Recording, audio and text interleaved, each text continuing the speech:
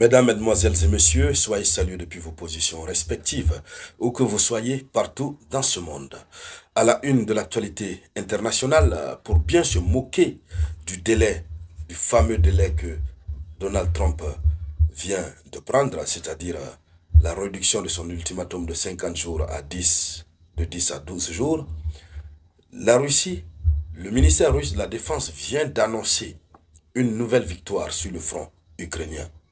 Et vous savez, depuis quelques semaines déjà, la Russie a engagé une offensive sans précédent sur plusieurs fronts à la fois. Plusieurs fronts. C'est d'ailleurs ce qui embrouille les Occidentaux et qui leur font très très mal. Oui. Alors, plusieurs fronts à la fois avec la technique de saturation. Hier, la Russie a récupéré 4 villes simultanément. Aujourd'hui, on a 2 colonies, donc 2 villes qui ont été aussi capturées simultanément. À travers la même stratégie russe, la technique de saturation, envoie beaucoup de drones, envoie beaucoup de missiles. Pendant ce temps, les soldats russes sont sur la terre. Hein, le combat terrestre se poursuit et ils avancent. C'est lorsque les soldats russes entrent dans la ville, prennent possession des bâtiments qui représentent, qui incarnent l'État ukrainien, lorsqu'ils font flotter le drapeau, ils annoncent officiellement que oui, c'est bon, c'est OK. Alors donc, 2 villes, 2 colonies ont été récupérées. Aujourd'hui, 28 juillet 2025. Ces 2 colonies sont d'une importance très stratégique pour l'Ukraine. Le fait pour eux de passer sous contrôle russe, cela va donner beaucoup plus d'avantages à la Russie et ça désavantage fortement l'Ukraine. C'est le ministère russe de la Défense qui donne l'information. L'Ukraine s'est réservée de commenter pour le moment. L'Ukraine n'a rien dit. Qu'est-ce que donc le ministère russe de la Défense a eu à déclarer concernant la prise illico dada de ces 2 villes? C'est donc de cela que nous allons parler dans le cadre de cette vidéoconférence que je vous demande humblement de partager au maximum. Mettez beaucoup de likes et surtout, n'oubliez pas, faites un tour sur Play Store ou Apple Store si ce n'est pas encore fait. Allez-y télécharger l'application Moyen Express, c'est pour l'Afrique. Et comme je vous l'avais dit, je prendrai mes vacances à partir du 2 août, c'est-à-dire du 3 août. Voilà. Et on va reprendre à partir du 20 août. Donc, c'est de mon devoir de vous informer. Nous constituons une famille. Vous devez rester informés. Mais pendant mes vacances,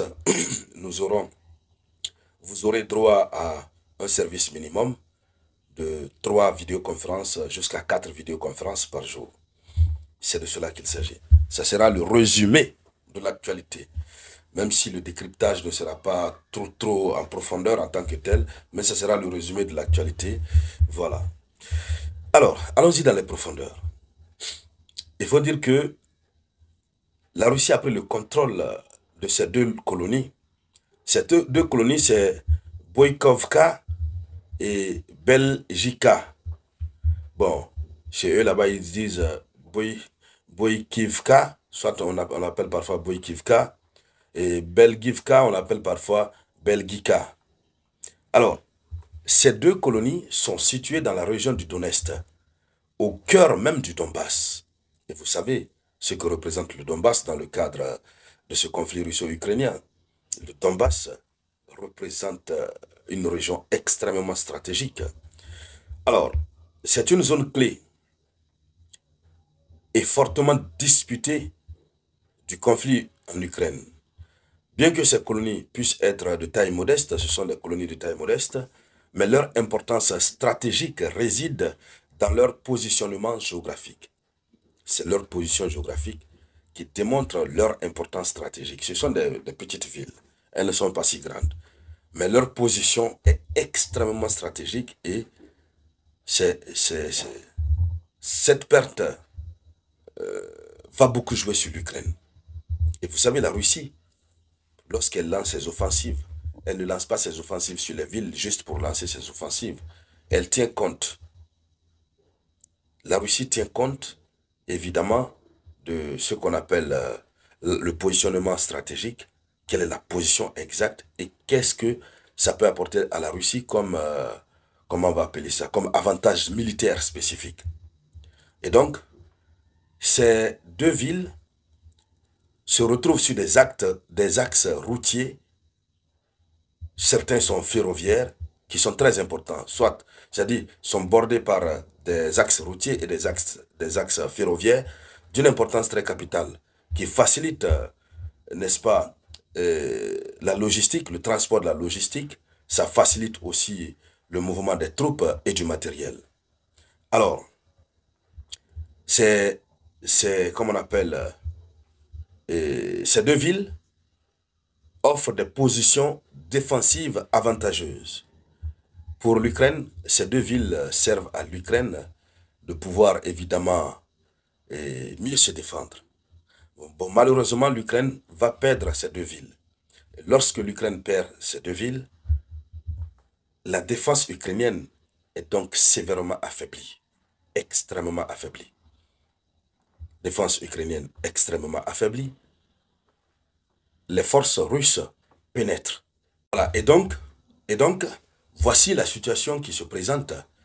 La Russie est en train de gagner beaucoup plus en avantage. La Russie est en train de gagner parce que la Russie est en train de percer les défenses, les lignes de défense. Alors, ces villes offrent des positions défensives avantageuses comme des hauteurs et des points de passage qui permettent de contrôler les environs et d'entraver les mouvements ennemis. Donc, des colonies qui sont sur des hauteurs. La Russie qui récupère a la possibilité de voir tout ce qui se passe aux environs. Et la Russie a la possibilité d'empêcher tout mouvement ennemi.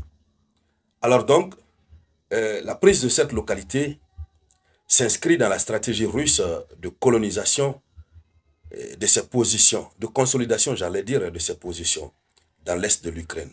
C'est-à-dire, la Russie est en train de consolider ses positions dans l'est de l'Ukraine et de progression vers les objectifs déclarés de délimitation, de démilitarisation et de dénazification. Donc la Russie est en train petit à petit de constituer sa zone de tampon.